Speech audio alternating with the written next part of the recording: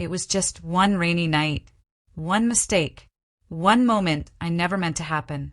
But now, no matter how much I try, I can't forget his touch, his eyes, the silence that followed. We weren't supposed to cross that line. He belonged to my past. I belonged to a life already built. But one kiss changed everything. And now we can't pretend it didn't happen. Please subscribe and press the bell icon for more interesting. One rainy night, one mistake. And now we can't pretend it didn't happen. I always believed some things in life were clear. Right and wrong, love and loyalty, mistakes and second chances.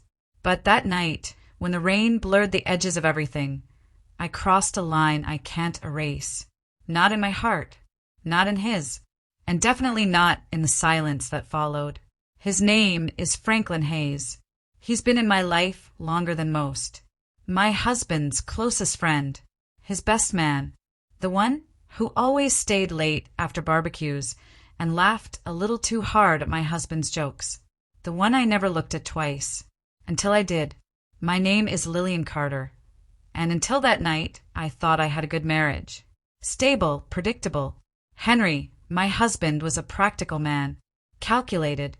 He believed in order, in doing what was expected.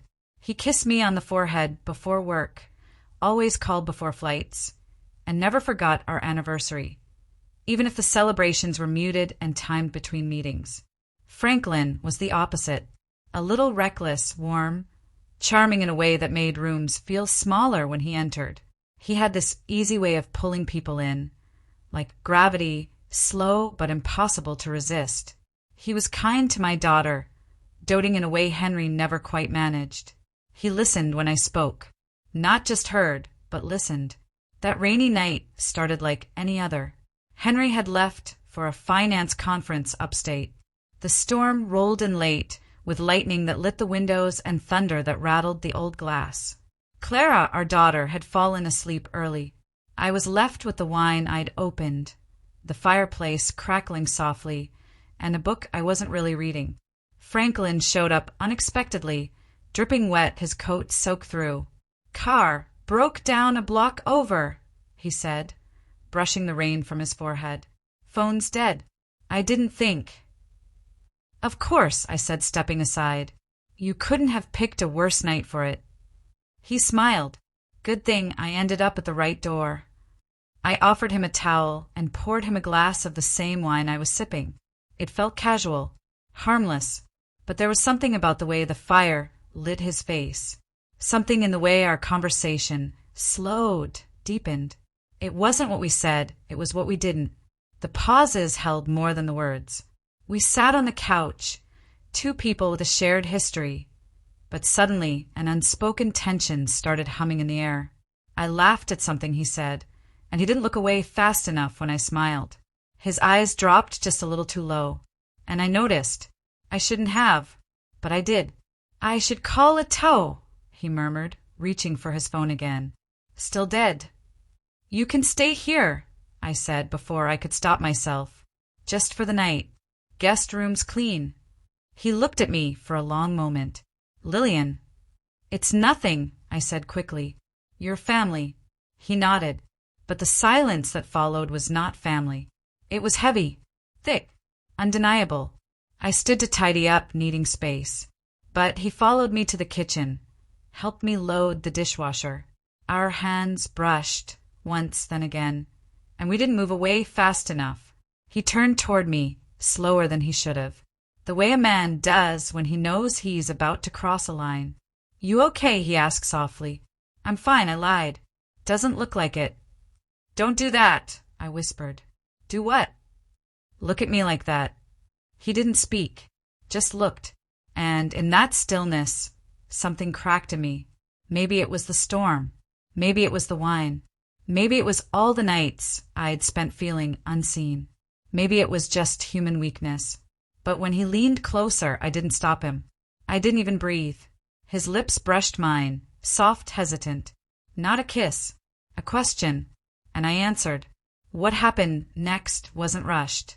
It was slow, too slow, like neither of us wanted to blame the moment, like we wanted to feel every detail, every heartbeat. The room glowed gold from the fire. Rain drummed against the windows, drowning out every logical voice in my head. There was nothing wild, nothing loud, just warmth, skin against skin, breath shared in silence.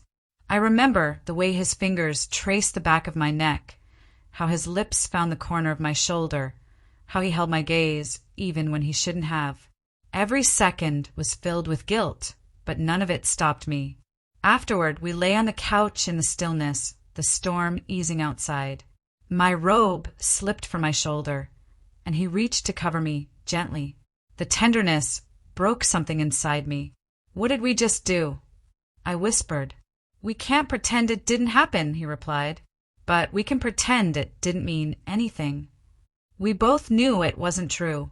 He stayed the night, in the guest room, but I lay awake, listening to every creak in the house, heart thudding against my chest. By morning, he was gone. A note on the table. "Didn't want to wake you." 2 days later, Henry returned. Nothing in his face showed suspicion. He wrapped his arms around me, kissed my cheek. I felt cold in his warmth. Franklin didn't call, didn't text. The silence between us was louder than the thunder that night. We saw each other again at a neighborhood cookout a week later. He stood across the yard, drink in hand, talking to someone else. But his eyes found mine and held them. He looked away first. That should have been the end. But the moment was still with us. Inside me, I'd find myself reaching for a coffee mug and thinking of the curve of his palm against my back. I'd hear Henry's voice and remember how quiet Franklin had been, how he didn't try to fix me, only see me. Then, one afternoon, he showed up again. Same door, same quiet knock. "I shouldn't be here," he said. "You're right," I said, but I let him in. We didn't touch. We didn't speak of that night, but we sat on the porch in silence, watching the sky turn gray again.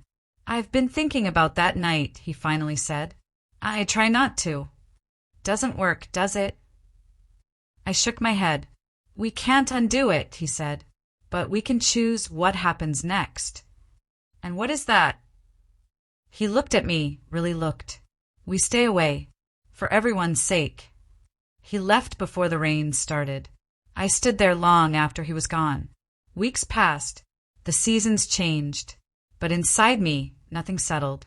I went through the motions, school lunches, PTA meetings, date nights with Henry where we talked more about bills than dreams.